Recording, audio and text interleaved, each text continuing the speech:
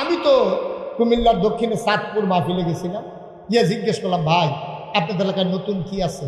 তো হুজুর, আমাদের এলাকায় বড় একটা মাজার আছে, এই মাজারের ভিতরে সাজদা হয়। আপনারা যাইবেন নাকি দেওয়ার জন্য? যেমনি চুপ করে বসে রয়েছে না, হারে যাইতাম পারলাম না, দিতামও পারলাম। সাতপুর গিয়ে শুনলাম পীরা মাজারের সাজদা দেয়। আরেকটু দক্ষিণে এসে উত্তরে এসে জিজ্ঞেস করলাম, ভাই সাতপুরে শুনলাম মাজারের সাজদা দেয়, আপনাদের এলাকায় কি অবস্থা? হুজুর, পীরের পায়ে সাজদা দেয়। কুমিল্লার এক জায়গায় গিয়ে জিজ্ঞেস করলাম, আপনাদের কি অবস্থা? কয় পীরের ফাও সুমায়। ব্রাহ্মণবাড়ি এক জায়গায় গিয়েছি গেলে, আপনাদের কি অবস্থা? কয় পীরের বুইরাঙ্গুল শোয়। গেছলাম সিটাগান। কি গান? কথা কয় না, কি গান? সিটাগান গিয়েছি গেলাম, তোমরা কি উফা? তো হুজুর, ফিরের গোসল করায়, সেই গোসলের পানি বুড়িদরা বোতলে বুড়া বাইক নিয়ে খায়। আমি শীতকাল না গরম দিনে ওকে 12 মাস। নাউজুবিল্লাহ বলতেন না? এবার আপনারা বিবেকবান বোকা মানুষ এখন আর নাই না? আপনাদেরকে জিজ্ঞেস করি, একটা মানুষের গোসল করাইলে কত জায়গা বাইয়া ফানি যায়? জায়গাটি আসেনি সকলের লগে? এবার সাইকে আছে, সাইকেল কইসি হয় তারপরে না। একটা মানুষের গোসল করাইলে কত জায়গা দিয়ে পানি যায়? হেই পানি বোতলে বইলে নিয়ে খাও, ঠেড়া ফইরাছে বড় না কপাল মালা, ঠিক কিনা? আহারে মুসলমান রে, আমরা বাংলাদেশের মুসলমান, আল্লাহরে ডরানোর কথা, আর আমরা মুসলমানেরা আল্লাহরে ছাড়া সবাইরে ডরায়। শুধু ডরায় না আল্লাহরে, আর নাহলে সবাইরে ডরায়। এই নারিকেল গাছের টিনের সালের ভিতরে এই যে চলুয়ে নারকেল খাইছে, সেইটা পড়ছে, এবার লাভ দিয়ে উঠছে। রাস্তা দিয়ে ট্রাক যায়, চাক্কা ব্রাশ পেয়েছে, এবার লাভ দিয়ে গিয়ে আরেকবার রুফে উড়ে গেছে গা। সেদিন কংসনগর এক কুত্তায় খেপখান দিছে, একটা ফাল দেখে ফানি ছুড়ে গেছে। আমরা দেশের মুসলমান ভয় পায় না শুধু আল্লাহরে, আল্লাহ ছাড়া সবাইরে ভয় পায়, ঠিক কিনা বলেন? গোয়েন্দা চিনেন? কথা বলে, গোয়েন্দা চিনেন না? গোপন কথা যে কানে কানে কয় তারে কই গোয়েন্দা। গোয়েন্দার আইসা নমরুদের কানে কানে বলতেছে যে আল্লাহ কারে কয় না, কথা না কারে কয়? মাশাআল্লাহ, সচেতন শ্রোতা। আপনারা তো বলতে পারছেন কারে কয়। দাউদকান্দি মাহফিলও জিজ্ঞেস, আমি কিছু কারেও কয়, তো সকলে দাঁড়াই আমরা কেমন কয়, আমাদেরকে হেন আসলাম কারে কয়। নমরুদের কানে কানে গোয়েন্দারা কয় আল্লাহ কয় কি? কয় সবাই তো আপনার সাজদা দিছে, একজন তো দেয় নাই। কয় কে সে? কি নাম? তার নাম ইব্রাহিম। তার আব্বার নাম কি? কয় আজর। ডাকো আজরকে, বাপ থাকতে ছেলের সাথে কি এর কথা? নিয়ে আসো। আজরকে যখন জিজ্ঞেস করছে, এই আজর তোমার ছেলে ইব্রাহিম কই? কয় মেলাতেই তো আছে, মাঠেই আছে। কয় না, গোপন সূত্রে খবর পেয়েছি আমারে সাজদা দেওয়া লাগবে, এই জন্য তোমার ছেলে মাঠে আসে নাই। দেখেন আমাদের যিনি জাতির পিতা কেমন করে আমাদেরকে শিখিয়ে দিয়ে গেছেন ইমান নিয়ে একাকি কেমন করে দাঁড়িয়ে থাকা লাগে। উনি চলে গেলেন। আজর যখন খুঁজে পায় না ছেলেকে, দৌড়ে গেছে বাড়িতে, গিয়ে দেখে ইব্রাহিম আলাইহিস সালাম আমাদের আব্বা, আমাদের কি জোরে কয় না, আমাদের কি, আমাদের আব্বা, উনি কাঁথা গায়ে দিয়া, কাঁথা মুড়ি দিয়া নখ গাইকে ঘুমাইতে আছে। আমাদের আব্বা সবাই সাজদা দিতে আছে, আব্বা ঘুমায়। আমাদের দাদা আজর গিয়ে ডাক দিছে, কিরে সবাই সাজদা দিতে আছে আল্লাহরে, আর তুই যেখানে শুয়ে রয়েছ, ঘটনা কি? আমাদের আব্বা একটা বুদ্ধিপূর্ণ যুক্তিপূর্ণ একটা জবাব দিয়েছিলেন।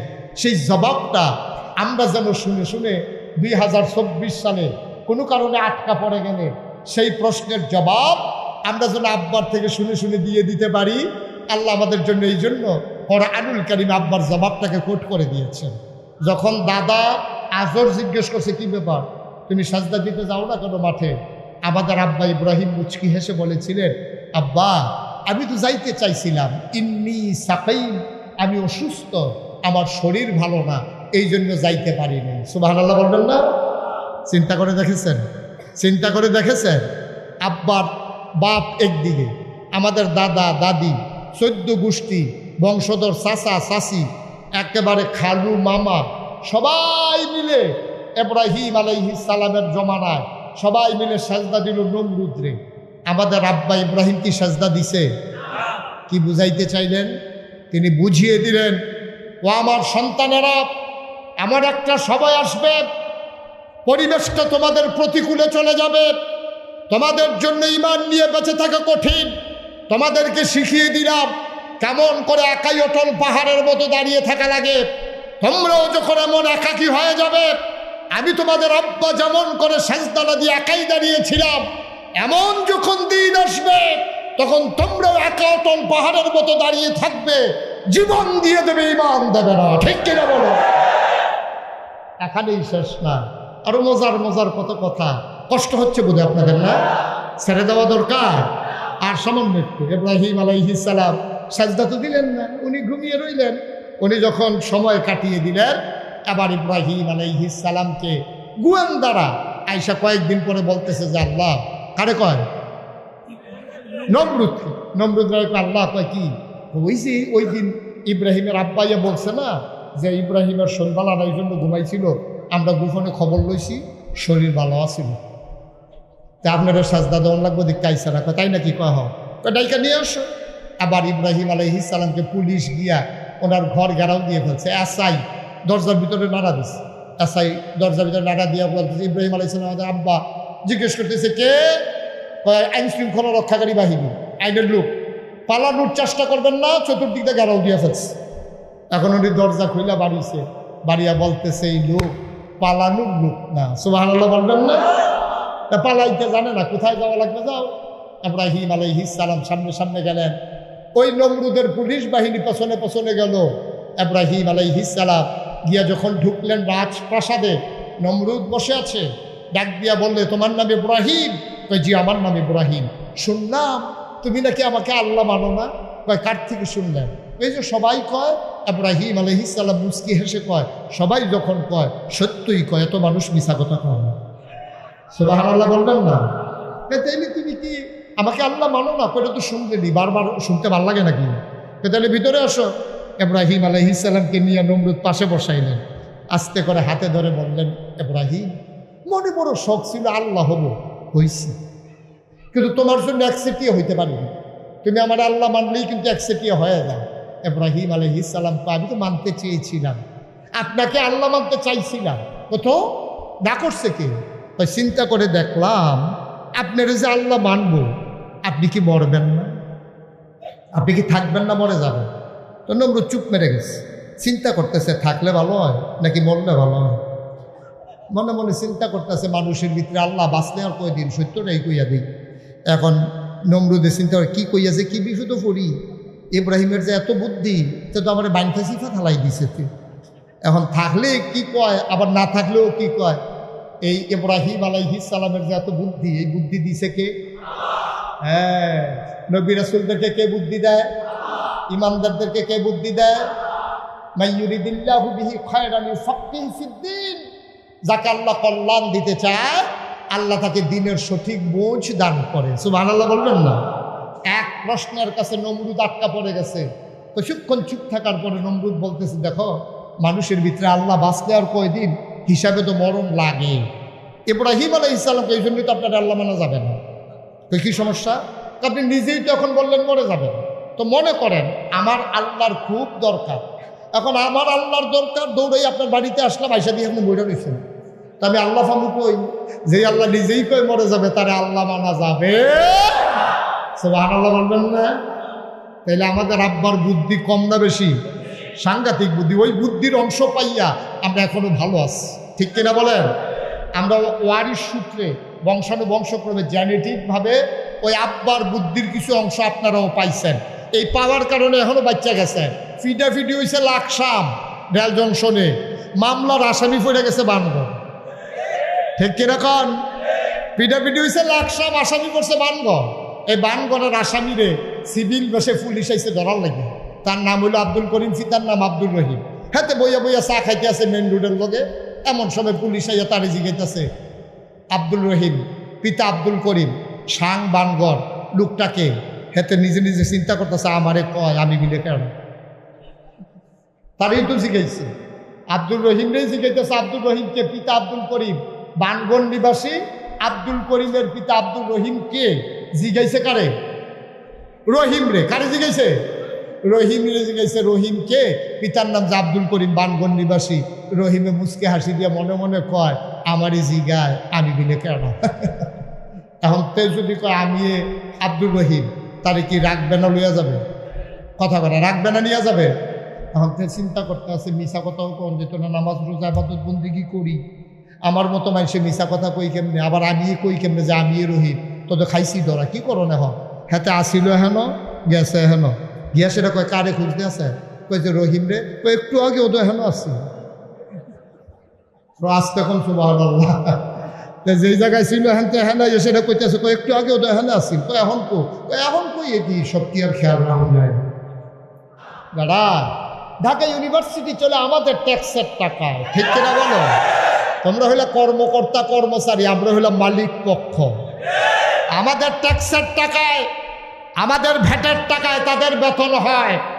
ঢাকা ইউনিভার্সিটির প্রফেসর, শতকরা ৯২ জন লোক মুসলমানের দেশে, যেই দেশ মসজিদের দেশ, যেই দেশ মক্তব মাদ্রাসার দেশ, যেই দেশ আলেম ওলামার দেশ, যেই দেশে হক্কানি পীর মাশায়েখেরা নেংটির বদলে লুঙ্গি পরা শিখিয়েছে, হরেরামের জায়গায় কলমা পড়তে শিখিয়েছে, শ্রীর জায়গায় মোহাম্মদ লিখতে শিখিয়েছে, টিকির বদলে যারা টুপি পরা শিখিয়েছে, যেই দেশে শতকরা ৯২ জন লোক মুসলমান, যেই দেশে মসজিদের মিনার থেকে আজানের ধ্বনি ভেসে আসে, মানুষগুলো আশার নামাজ পড়ে, দুরুদ পড়তে পড়তে ঘুমোতে যায়, ফজরের আজানে আবার যাদের ঘুম ভাঙ্গে, সেই শতকরা ৯২ জন লোক মুসলমানের দেশে ঢাকা রাজধানীতে শীততাপ নিয়ন্ত্রিত কক্ষে বসে পুলিশ পাহারায় ইসলামের বিরোধিতা করা সহজ, পাল্লে বানগরের জমিনে এসে বলো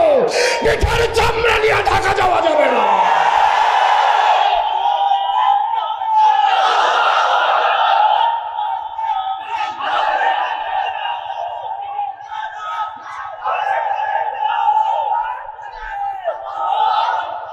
সবাই পড়ি আমিন, জোরে পড়ি আমিন। মন যা চায় তাই করবা, আর মুখে দিয়া যা আসে তাই বলবা। এই বাংলাদেশকে কারো কাছে লিজ দেওয়া হয় নাই। মুসলমানের শিকড় সাত জমিনের নিচে, মুসলমানের শাখা প্রশাখা সাত আসমানের উপরে, ঠিক কিনা বলো? সুতরাং যা মন চায় বলবা, মনে হয় যেন তারা নিজের বাড়ি আর আমরা মামুর বাড়ি বেড়াইতে আসছি। অসভ্যের দল কোথা। সজাগ থাকতে হবে, সচেতন থাকতে হবে ইনশাআল্লাহ। সবাই করে আমিন। বন্ধুগণ, আমরা শুরু থেকে যেখানে থেকে শুরু করেছিলাম, তাইলে আমরা হতে চাই আল্লাহওয়ালা। কি শয়তানওয়ালা না আল্লাহওয়ালা? জাহান্নামীরা জান্নাতি, তাহলে জাহান্নামী যারা তাদের ব্যাপারে, যারা জান্নাতি তাদের ব্যাপারে কথা হলো রাদিয়াল্লাহু আনহুম ওয়া রাদু আনহু। এবার আসুন যারা জাহান্নামী বান্দা, তাদের ব্যাপারে ১৫০০ বছর আগে আল্লাহ কি ওয়াজ করে দিলেন শুনতে মন চায়? সবাই কোরআনে ঢুকার আগেবার দুধ শয়তান থেকে ফেনা হয়েছে, যিনি রহমান যিনি রহিম, তার নামে শুরু করি। সবাই করি আউযু বিল্লাহি মিনাশ শাইতানির রাজীম। বিসমিল্লাহির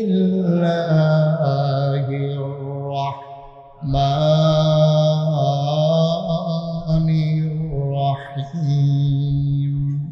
ওয়ালাহুম কুলুবুল লা ইয়াফকাহুনা বিহা ওয়ালাহুম আয়ুনুল লা ইউবসিরুনা বিহা ওয়ালাহুম আযানুল লা ইয়াসমাউনা বিহা উলাইকা কাল আনআম বাল হুম আযাল। আল্লাহ কয়, শোনো শোনো শোনো, দুনিয়ার ভিতরে একদল মানুষ আছে, ওয়ালাহুম কুলুবুল লা ইয়াফকাহুনা বিহা, তাদের মন আছে বুঝে না, ওয়ালাহুম আয়ুনুল লা ইউবসিরুনা বিহা, তাদের চোখ আছে তারা দেখে না, ওয়ালাহুম আযানুল লা ইয়াসমাউনা বিহা, তাদের কান আছে তারা শুনে না। আমরা বলি মাওলা ও রব্বে করিম, এটা আবার কেমন মানুষ?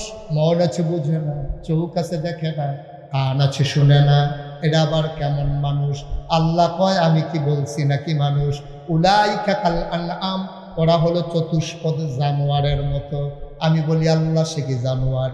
আল্লাহ কয় না, বাল হুম আযাল, জানোয়ারের কিছু বুঝ আছে এই ব্যাককলের তাও নাই। ঠিক কিনা? ও মুসলমান, শুরুতেই বলেছিলাম আমরা সবাই জান্নাতি হতে চাই, চাই নাকি চাই না? জান্নাতি হতে গেলে মৌলিক তিনটা জিনিসের ভিতরে তোমাকে বিশ্বাস রাখা লাগবে। এক নম্বরে তুমি আল্লাহর ব্যাপারে বিশ্বাস করেছো। তোমার কাছে যদি আল্লাহ জানতে চায় বা ও বান্দা আমার ব্যাপারে তোমার ধারণা কি, আমরা বলে দেই মাওলা রব্বুল কারীম। এটা জিজ্ঞেস করার কি হলো? কোরআনে 30 ওই প্রত্যেক দিন 5 ওয়াক্ত নামাজে প্রতি রাকাতে তোমাকে আমরা কি জানিয়ে দেই নাই? আলহামদুলিল্লাহি রাব্বিল আলামিন। সমস্ত প্রশংসা কেবলমাত্র শুধুমাত্র একমাত্র আমার আল্লাহ রাব্বুল আলামিনের জন্য, ঠিক কিনা? তাইলে আমরা প্রশংসা করব কার? ডাকবো কারে? চাইব কার কাছে? দিতে পারেন যিনি, তিনি কে? আমার দেশে এমন একটা আল্লাহ পাওয়ার পরে মানুষ মাজারে গিয়া সেজদা দেয় নাকি দেয় না? কি আল্লাহ? হুয়াল্লাহু আহাদ আল্লাহুস সামাদ লাম ইয়ালিদ ওয়া লাম ইউলাদ ওয়া লাম ইয়াকুল লাহু কুফুয়ান আহাদ। কেমন আল্লাহ আমার, যে আল্লাহর মতো আল্লাহ আর নাই। সবাই আমরা মুখাপেক্ষী। আমি মুশতাক ফৈজি ঢাকাই শেরপীর সাহেব, আমি এককভাবে ক্ষমতাশালী না, আমিও মুখাপেক্ষী। আমি পাঞ্জাবি গায়ে দিতে গিয়া কাপড় কিনা লাগে দোকান থেকে, দোকানদার কাপড় কিনে আনে ওই ফ্যাক্টরি থেকে, ফ্যাক্টরির মানুষগুলো সুতা কিনে আনে কাপড় বোনার জন্যে, সুতার জন্য চলে যাওয়া লাগে গাছের তোলার কাছে। একটা মানুষও স্বয়ং সম্পূর্ণ না। আপনার গায়ের পাঞ্জাবিটা সহজে দেখে ফেলছেন, এটার ভিতরে চক্রাকারে 10 থেকে 12টা গ্রুপ কাজ করতেছে, ঠিক কিনা? আপনি মাথায় টুপি দেখেছেন, এই টুপি এমনি এমনি আপনার মাথায় আসে নাই। এই টুপি বানাতে একটা চক্র কাজ করেছে। আপনার পায়ের জুতা, পরনের ভঙ্গি, সব কিছু আপনি কারো না কারো উপরে মুখাপেক্ষী। আপনি এমন করে দাঁড়িয়ে থাকতে পারেন না। আপনি সংসার জীবনে আপনার স্ত্রীর প্রতি মুখাপেক্ষী হয়ে গেছেন। আপনি ধান করে দেন, উনি রান্না করে দেয়। আপনি মাছ ধরে দেন, উনি তরকারি রান্না করে দেয়। তারপরে আপনি বসে বসে খান, প্লেটে খান, প্লেট আনা লাগে কোকারিজের দোকান থেকে। এইভাবে পৃথিবীর সবচেয়ে সেরা যে ধনী মানুষটা, সবার থেকে সবাই, আর সবচেয়ে গরিব যে মানুষটা, সবাই আমরা নানানভাবে নানান মুখাপেক্ষী, ঠিক কিনা? আল্লাহ বলছেন আল্লাহুস সামাদ, তিনি অমুখাপেক্ষী। অমুখাপেক্ষীর পেছনে ওনার যুক্তিও আছে। ওনার খাওয়া লাগে না, ওনার সংসার নাই, ওনার বাড়ি ঘর নাই, ওনার জায়গা জমি নাই। উনি ছিলেন, উনি আছেন, তিনি থাকবেন। তিনি সব কিছুর ঊর্ধ্বে আল্লাহুস সামাদ। তিনি লাম ইয়ালিদ ওয়া লাম ইউলাদ ওয়া লাম ইয়াকুল লাহু কুফুয়ান আহাদ। তিনি কারো থেকে জন্ম দেন নাই, কাউকে জন্ম দেন নাই। ও বন্ধু, দুনিয়ায় পীরের মতো পীর হয়, নেতার মতো নেতা হয়, মন্ত্রীর মতো মন্ত্রী হয়, এমপির মতো এমপি হয়। আমার আল্লাহর কি মতো হয়? আমার আল্লাহর কি নমুনা হয়? আমার আল্লাহর কি ডুপ্লিকেট হয়? আমার এই আল্লাহ আছেন নাকি নাই? তিনি ছিলেন নাকি ছিলেন না? আল্লাহু লা ইলাহা ইল্লাহু হুয়াল হাইয়ুল কাইয়্যুম। তিনি চিরঞ্জীব, তিনি চিরস্থায়ী। অবসলমান, আজকে বানগরে মাহফিল শুনে আগামীকালকে চা স্টলে তুমি বসে বসে ঝুড়াও, ঘুমাও। আল্লাহ লা তাখুযুহু সিনাতুন ওয়ালা নাওম। তার ঘুম নাই, তার তন্দ্রা নাই, তার জীবনী নাই। তিনি ছিলেন, তিনি আছেন, তিনি থাকবেন। তিনি রহমান, তিনি রাহিম, তিনি হাইয়ুল কাইয়্যুম, তিনি প্রেমময়, তিনি ওয়াদুদ। ও মুসলমান, এমন একজন আল্লাহ পাওয়ার পরে বাংলার মুসলমান মাজারে গিয়া সেজদা দেয় নাকি দেয় না? আপনাদের এলাকায় বোধহয় নাই না? আপনাদের এলাকায় আছে? আরে কই কি? আমি তো কুমিল্লার দক্ষিণে সাতপুর মাহফিলে গেছিলাম, গিয়ে জিজ্ঞেস করলাম, ভাই আপনাদের এলাকায় নতুন কি আছে? তো হুজুর, আমাদের এলাকায় বড় একটা মাজার আছে, এই মাজারের ভিতরে সেজদা হয়। আপনারা যাইবেন নাকি দেওয়ার জন্য? যেমনি চুপ করে বসে রয়েছে না, হারে যাইতাম পারলাম না, দিতামও পারলাম। সাতপুর গিয়ে শুনলাম পীরা মাজারে সেজদা দেয়। আরেকটু দক্ষিণে এসে, উত্তরে এসে জিজ্ঞেস করলাম, ভাই সাতপুরে শুনলাম মাজারে সেজদা দেয়, আপনাদের এলাকায় কি অবস্থা? তো হুজুর, পীরের পায়ে সেজদা দেয়। কুমিল্লার এক জায়গায় গিয়ে জিজ্ঞেস করলাম, আপনাদের কি অবস্থা? কয় পীরের ফাও সুমায়। ব্রাহ্মণবাড়ি এক জায়গায় গেছি, গেলে আপনাদের কি অবস্থা? কয় ফিরের বুইরাঙ্গুল শোয়ে গেছলাম চিটাগাং। কি গান? কথা কনা কি গান? চিটাগাং গেছি, গেলাম তোমরা কি উফা? তো হুজুর ফিরের গোসল করায়, সেই গোসলের পানি বুড়িদরা বোতলে বইরা বাইক নিয়ে খায়। আমি শীতকালও না গরম দিনও 12 মাস। নাউজুবিল্লাহ বলতেন না? এবার আপনারা বিবেকবান বোকা মানুষ এখন আর নাই না? আপনাদেরকে জিজ্ঞেস করি, একটা মানুষের গোসল করাইলে কত জায়গা বাইয়া ফানি যায়? জায়গাটি আসেনি সকলের লগে? এবারে সাইকেল আছে, সাইকেল কইসি হয় তারপরে না। একটা মানুষের গোসল করাইলে কত জায়গা দিয়ে পানি যায়? হেই পানি বোতল বইরে নিয়ে খাও, ঠেড়া ফইরাছে বড় না কপাল মালা, ঠিক কিনা?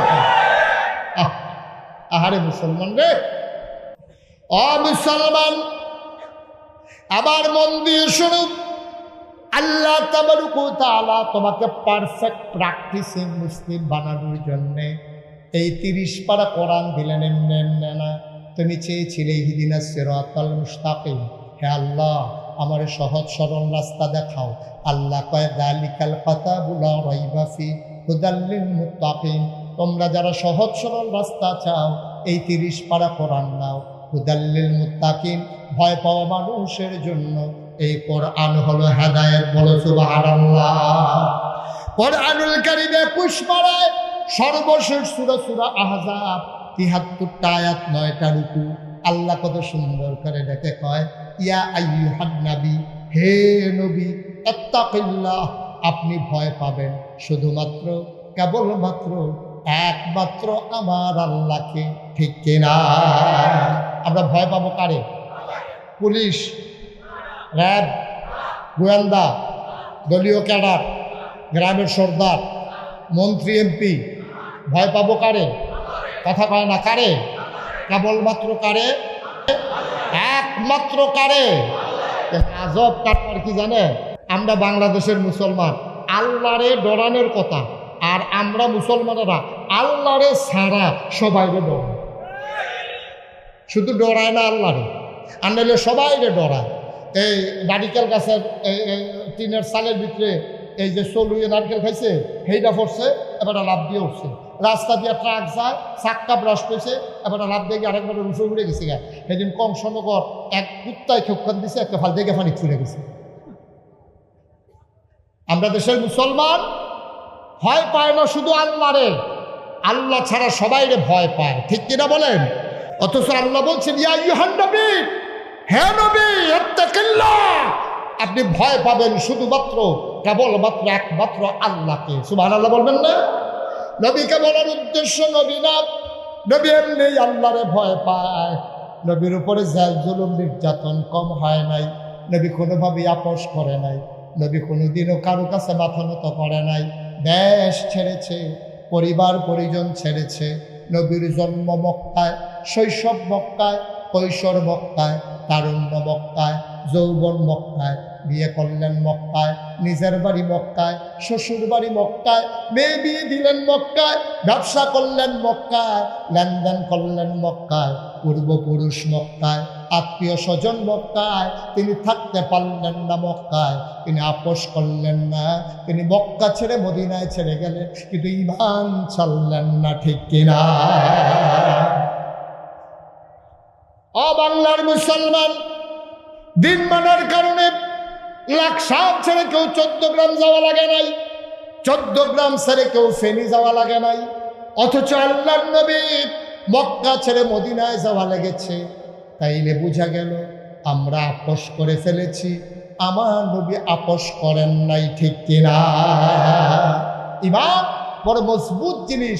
আমার নবী মক্কা ছেড়ে মদিনায় চলে গেলেন, তিনি আপোষ করেন নাই, অবিচল আস্থা নিয়ে দাঁড়িয়েছিলেন। হাজার হাজার বছর আগে আপনার আমার যিনি জাতির পিতা ইব্রাহিম আলাইহিস সালাম, তিনি আপোষ করেন নাই। আমাদের আদি পিতা আদম, তিনি আপোষ করেন নাই। আদমের সানি নূহ, তিনি আপোষ করেন নাই। ইব্রাহিম আলাইহিস সালাম আপোষ করেন নাই। মূসা ফেরাউনের সাথে আপোষ করেন নাই। ইব্রাহিম নমরুদের সাথে আপোষ করেন নাই। আর মূসা আলাইহিস সালাম যেমন করে অটল অবিচল আস্থা নিয়ে দাঁড়িয়েছিলেন, আমাদের যিনি জাতির পিতা ইব্রাহিম, তিনিও যেমন আপোষ করেন নাই, অটল অবিচল দাঁড়িয়েছিলেন। আজকের মুসলমান সাক্ষী দিতে হবে, নাজরানা পেশ করতে হবে। ইমানের ব্যাপারে, দ্বীনের ব্যাপারে আপোষ করার কোনো সুযোগ নাই, ঠিক কিনা বলেন? আর আপোষ করবেন তো দুনিয়া থেকে ইমান নিয়ে চলে যাওয়া যাবে না।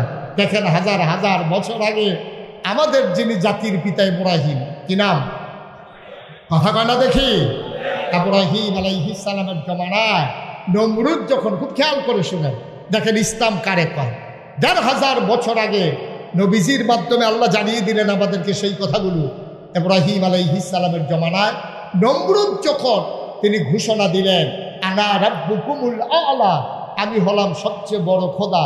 সবাই বলল অবশ্যই আপনি বড় খোদা।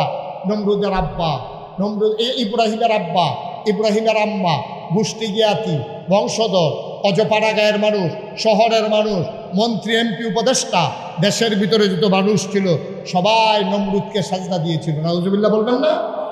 আমাদের আব্বা প্রমাণ করে দিয়েছে, আমার আব্বা ওই দলে, আমার আম্মা ওই দলে, আমার গোষ্ঠী জ্ঞাতি, দেশবাসী সবাই এক দলে, শুধু ইব্রাহিম আমাদের আব্বা একা একা একা দাঁড়িয়ে আছে। সুবহানাল্লাহ বলবেন না? তিনি একা দাঁড়িয়ে কেমন করে অটল অবিচল পাহাড়ের মতো ইমান নিয়ে দাঁড়িয়েছিলেন। যখন সবাই মিলে সাজদা দিচ্ছে, সবাই দল বেঁধে নমরুদের পায়ে সাজদা দিতে আসে। গোয়েন্দা, গোয়েন্দা চিনেন? কথা বলে, গোয়েন্দা চিনেন না? গোপন কথা যে কানে কানে কয় তারে কই গোয়েন্দা। গোয়েন্দার আইসা নমরুদের কানে কানে বলতেছে যে আল্লাহ কারে কয় না, কথা না, কারে কয়? মাশাআল্লাহ, সচেতন শ্রোতা। আপনারা তো বলতে পারছেন কারে কয়। দাউদকান্দি মাহফিলও জিজ্ঞেস, আমি কিছু কারেও কয়, তো হগলে দাঁড়াই আমরা কেমন কয়, আমরা দেখে হেন আসলাম কারে কয়। নমরুদের কানে কানে গোয়েন্দারা কয় আল্লাহ কয় কি? কয় সবাই তো আপনার সাজদা দিছে, একজন তো দেয় নাই। কয় কে সে? কি নাম? কয় তার নাম ইব্রাহিম। কয় তার আব্বার নাম কি? কয় আজর। কয় ডাকো আজরকে, বাপ থাকতে ছেলের সাথে কি এর কথা, নিয়ে আসো। আজরকে যখন জিজ্ঞেস করছে, এই আজর তোমার ছেলে ইব্রাহিম কই?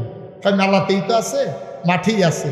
কয় না, গোপন সূত্রে খবর পেয়েছি আমারে সাজদা দেওয়া লাগবে, এই জন্য তোমার ছেলে মাঠে আসে নাই। দেখেন আমাদের যিনি জাতির পিতা কেমন করে আমাদেরকে শিখিয়ে দিয়ে গেছেন ইমান নিয়ে একাকি কেমন করে দাঁড়িয়ে থাকা লাগে। উনি চলে গেলেন।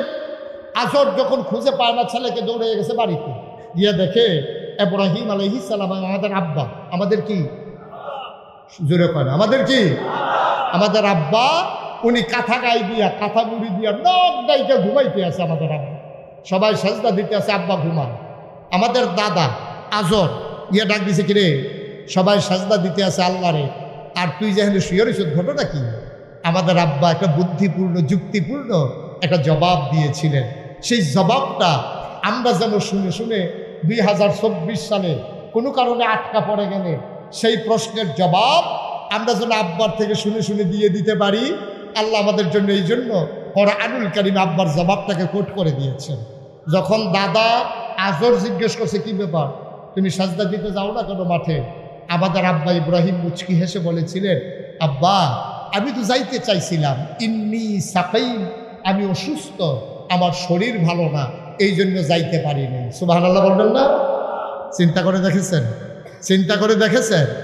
আব্বার বাপ একদিকে, আমাদের দাদা দাদি, 14 গোষ্ঠী, বংশধর, চাচা চাচি, একেবারে খালু মামা, সবাই মিলে ইব্রাহিম আলাইহিস সালামের জমানায় সবাই মিলে সাজদা দিল নমরুদরে। আমাদের আব্বা ইব্রাহিম কি সাজদা দিছে? কি বুঝাইতে চাইলেন? তিনি বুঝিয়ে দিলেন, ও আমার সন্তানেরা, এমন একটা সময় আসবে পরিবেশটা তোমাদের প্রতিকূলে চলে যাবে, তোমাদের জন্য ঈমান নিয়ে বেঁচে থাকা কঠিন।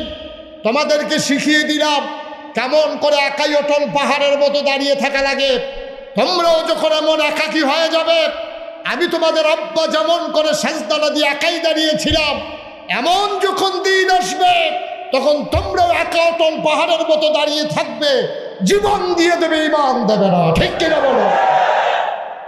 এখানেই শেষ না, আরো মজার মজার কত কথা। কষ্ট হচ্ছে বোধহয় আপনাদের, না? ছেড়ে দেওয়া দরকার। আর সামান্য একটু, ইব্রাহিম আলাইহিস সালাম সাজদা তো দিলেন না, উনি ঘুমিয়ে রইলেন।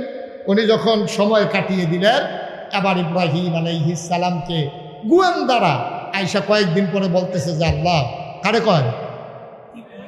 নমরুদকে। নমরুদ আল্লাহ কয় কি? ওই যে ওই দিন ইব্রাহিমের আব্বাইয়া বলছে না যে ইব্রাহিমের শরীর ভালো না, এই জন্য ঘুমাইছিল, আমরা গোপনে খবর লইছি শরীর ভালো আছিল। তা আপনারা সাজদা দেওয়ান লাগবো দেখতে আইসা রাখো, তাই নাকি কয় ডাইকা নিয়ে আসো। আবার ইব্রাহিম আলাইহিস সালামকে পুলিশ গিয়া ওনার ঘর ঘেরাও দিয়ে ফেলছে। এসআই দরজার ভিতরে নাড়া দিছে, এসআই দরজার ভিতরে নাড়া দিয়া বলতেছে ইব্রাহিম আলাইহিস সালাম আব্বা। জিজ্ঞেস করতেছে কে? আইন শৃঙ্খলা রক্ষাকারী বাহিনী, আইনের লোক। পালানোর চেষ্টা করবেন না, চতুর্দিক দিয়ে ঘেরাও দিয়ে ফেলছে। এখন উনি দরজা খুইলা বাড়িছে, বাড়িয়া বলতেছে এই লোক পালানোর লোক না। সুবহানাল্লাহ বলবেন না? পালাইতে জানে না, কোথায় যাওয়া লাগবে যাও।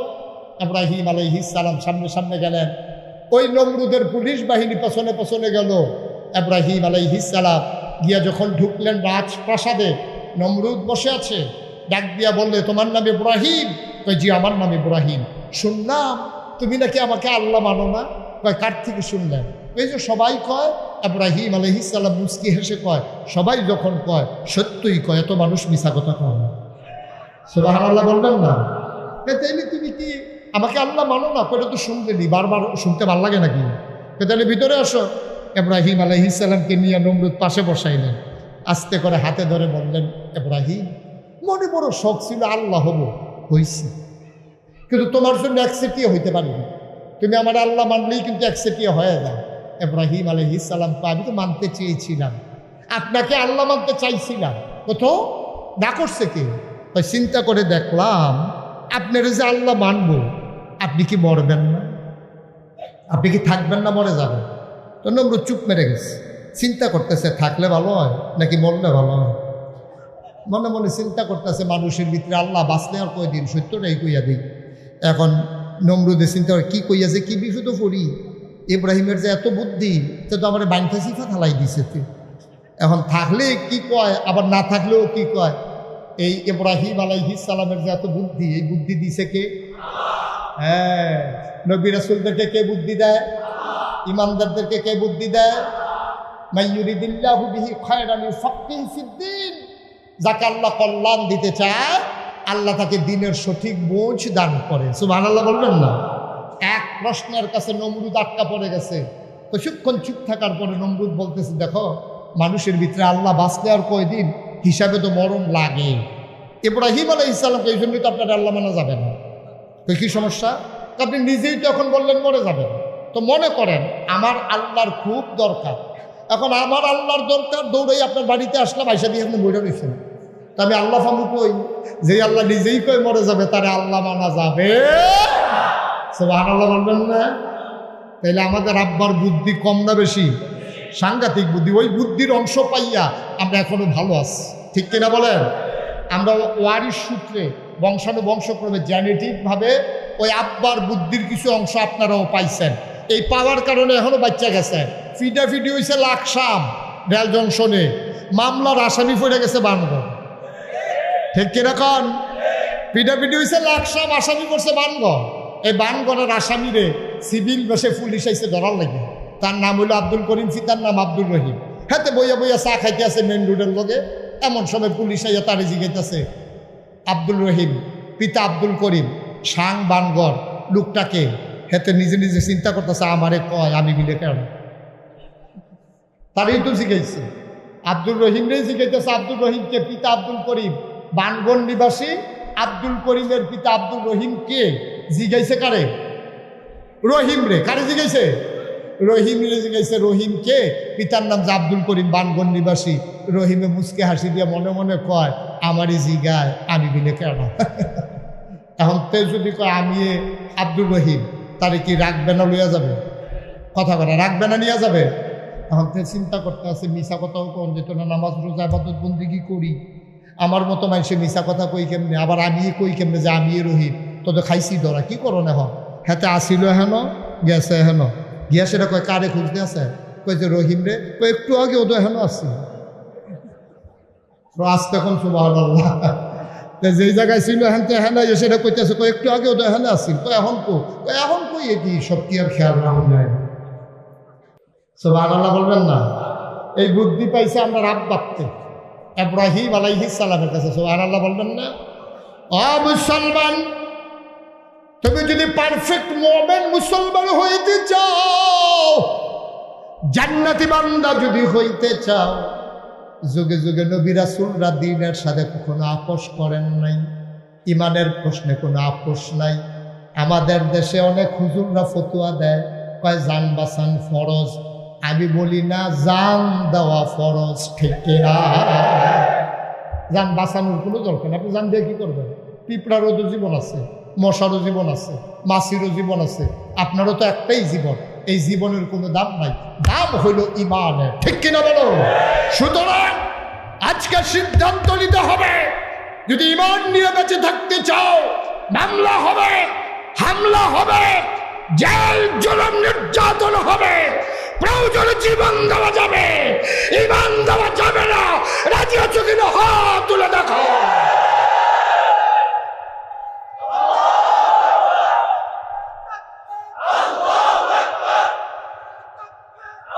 সবাই পড়ে না আমিন?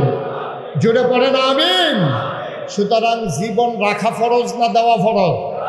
ইমানের প্রশ্নে জীবনকে দিয়ে দেওয়া ফরজ। জীবন রাখার কোনো দায়িত্ব আপনার না, জীবনের যিনি মালিক তিনি কে? তিনি বুঝবেন জীবন রাখবেন না নিয়ে নেন, এটা আপনার দায়িত্ব।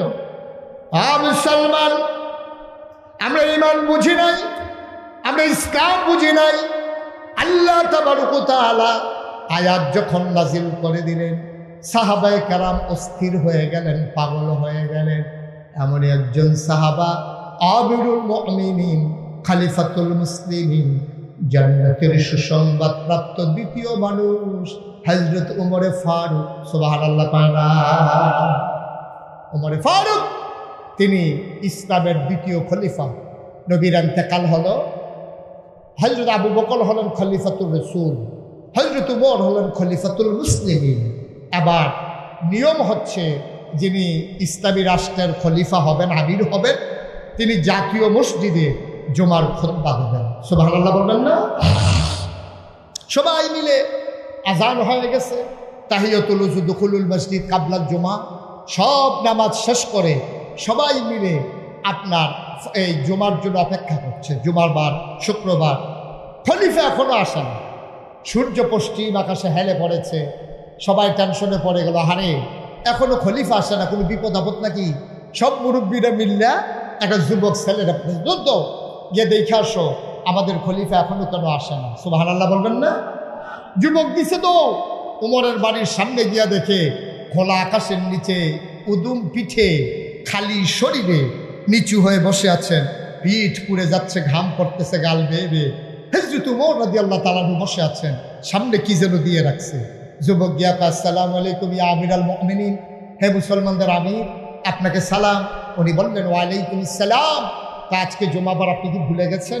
সব আমরা অপেক্ষা করছি মসজিদে নববীতে, আপনি গেলে খুতবা দেবেন, জুমা হবে, আপনি এখনো যাচ্ছেন না, ঘটনা কি? হযরত ওমর মুচকি হেসে বললেন, বাবা তুমি গিয়া বলো আমি এখনই আসতেছি। আমি যখন পাঞ্জাবি গায়ে দিতে যাব, গিয়ে দেখি পাঞ্জাবিটা একটু ময়লা, এই জন্য একটু তাড়াহুড়া করে ধুয়ে দিয়েছিলাম, এই পাঞ্জাবিটা শুকিয়ে গেছে, এখনই আমি আসতেছি। সুবহানাল্লাহ বলবেন না? এখনই আমি আসতেছি, তুমি যাও। এবার আপনাদের বিবেকের কাছে প্রশ্ন, উমরের পাঞ্জাবি কয়টা? কথা কন, কয়টা? অর্ধ পৃথিবীর প্রেসিডেন্ট, অর্ধ পৃথিবীর প্রেসিডেন্ট, ৩৩ লক্ষ বর্গ মাইলের প্রেসিডেন্ট হচ্ছে উমর। সেই উমরের পাঞ্জাবি মাত্র একটা। উনি পাঞ্জাবি গায়ে দিয়া মসজিদে যাবেন, উনি তাড়াহুড়ো করে পাঞ্জাবি গায়ে দিয়া মসজিদে ঢুকলেন। মুসলমান, দরজায় দাঁড়িয়ে সালাম দিলেন, আসসালামু আলাইকুম। সবাই বলল ওয়ালাইকুম আসসালাম। রাস্তা হয়ে গেল, ওমর মাঝ পথে সামনে এগোলেন। আগাতে আগাতে তিনি উঠে গেলেন মিম্বারের উপরে। উঠে তিনি সালাম দিলেন আবার, আসসালামু আলাইকুম। আউযু বিল্লাহি মিনাশ শাইতানির রাজিম, বিসমিল্লাহির রহমানির রহিম। তিনি খুতবা দিতে যাবেন, এমন সময় হঠাৎ করে একটা যুবক লাফ দিয়ে দাঁড়ালো, খাপ থেকে তরবারি বের করলো, তরবারিটা উঁচু করে, চোখগুলো তার বড় বড়, গালগুলো হয়ে গেছে লাল, কপালে খাপ জমে গেছে, চরম উত্তেজিত। যুবকটা লাফ দিয়ে কয়, ওমর আপনি খুতবা দেবেন না, মদিনার কোনো মুসলমান আপনার খুতবা শুনবে না। একটা প্রশ্নের জবাব দেবেন, তারপরে খুতবা দেবেন, এর আগে আপনার খুতবা কেউ শুনবে না, আপনি আগে ওই প্রশ্নের জবাব দেবেন। ওমর চুপ মেরে দাঁড়িয়ে গেলেন। জানতে চাইলেন কি প্রশ্ন? কয় কিছুদিন আগে আমরা সবাই মিলে সরকারের তহবিল থেকে, রাষ্ট্রীয় কোষাগার থেকে সবাই মিলে আমরা পাঞ্জাবির কাপড় পেয়েছি, বাইতুল মাল থেকে সবাই মিলে পাঞ্জাবির কাপড় পেয়েছি। আমিও একটা পেয়েছি, যুবক বলে আমিও একটা পেয়েছি। ওই পাঞ্জাবি গায়ে দিয়ে আজকে আমি এসেছি। অনেকের গায়ে নতুন কাপড়ের পাঞ্জাবি। ওমর সবাই একটা করে পাঞ্জাবি গায়ে দিয়েছে। খেয়াল করে দেখলাম সবার পাঞ্জাবি এত লম্বা হয় নাই, আপনার পাঞ্জাবি যত লম্বা হয়েছে। আপনি এত বেশি কাপড় পাইলেন কই? নিশ্চয়ই ক্ষমতা দেখাইয়া কাপড় বেশি নিছেন, অথবা কাপড় চুরি করেছেন। দুইটার যদি একটাও সত্য হয়, আমরা মদিনার মুসলমান আপনার খুতবা শুনব না।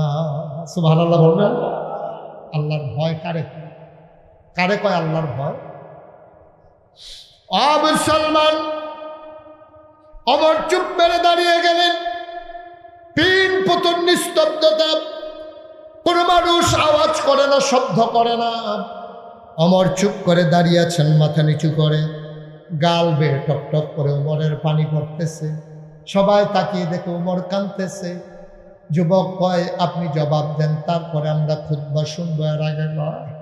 কই পাইলেন পাঞ্জাবির বেশি কাপড়? পাঞ্জাবি কেন এত লম্বা হইল? কারণটা কি? নিশ্চয়ই কাপড় চুরি করেছেন, অথবা আপনি খলিফা ক্ষমতা দেখাইয়া কাপড় বেশি নিছেন। জবাব দেবে, তার আগে আমরা কেউ খুতবা শুনবো না।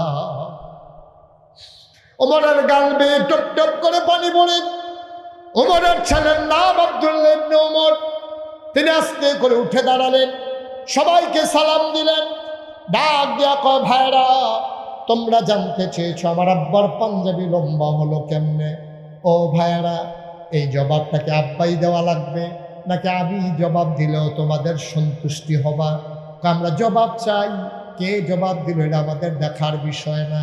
তুমি যদি সঠিক জবাব দিতে পারো, আমরা যদি জবাবে সন্তুষ্ট হতে পারি, তাইলে আমাদের কোনো আপত্তি নাই। তোমার আব্বার পাঞ্জাবি লম্বা হইল কেমনে বলো? ওমরের ছেলে আব্দুল্লাহ ডাক দেয়া কয়, ভাই, ও ভাই, আমার আব্বারে তোমরা চিনো না? প্রতিদিন রাতের বেলা আমার আব্বা যখন ঘরে যায় মসজিদ থেকে, হাঁটু পর্যন্ত লুঙ্গিটা উঠাইয়া আমার আব্বা চামড়ার চাবুক দিয়া পায়ের ভিতরে পিটায়, আর নিজেকে নিজে প্রশ্ন করে, ওমর রে, ওমর, আল্লাহর কাছে জবাব দেওয়ার আগে আমার কাছে জবাব দে।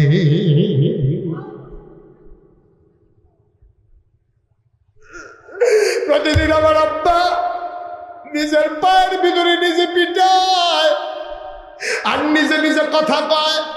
ডাক দেয়া কয়, ওমর, নিজেই নিজেরকে ডাক দেয়া কয়, ওমর, আজকে সারাদিন কি করেছো জবাব দাও। ঠাস করে পিটা মারে। আবার জিজ্ঞেস করে, 5 ওয়াক্ত নামাজ জামাতে হইছে নাকি? দেশের ভিতরে সুন্দরভাবে শান্তি শৃঙ্খলা কি বজায় রাখতে পেরেছিলে? ক্ষমতা দেখাইছো নাকি কারো উপরে জুলুম করেছো নাকি? এমন করে করে পিটায়। আমার আব্বা আমার আম্মা হাওমা উঠতে কান্দে। আপনি কি শুরু করেছেন? আপনি কি পাগল হয়ে গেছেন? নিজের পায়ে নিজে এমন করে পিটায়। আমার তো এটা জানা ছিল না। ওমর চিৎকার করে কয়, বিবি আমার, আমারে বাধা দিও না। ওমর যদি আমার কাছে জবাব দিতে না পারে, কিয়ামতের ময়দানে আল্লাহর কাছে কেমনে জবাব দেবে?